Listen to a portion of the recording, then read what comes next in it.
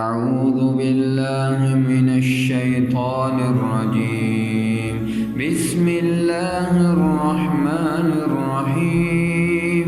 آمن الرسول بما أنزل إليه من ربه والمؤمنون كل آمن بالله وملائكته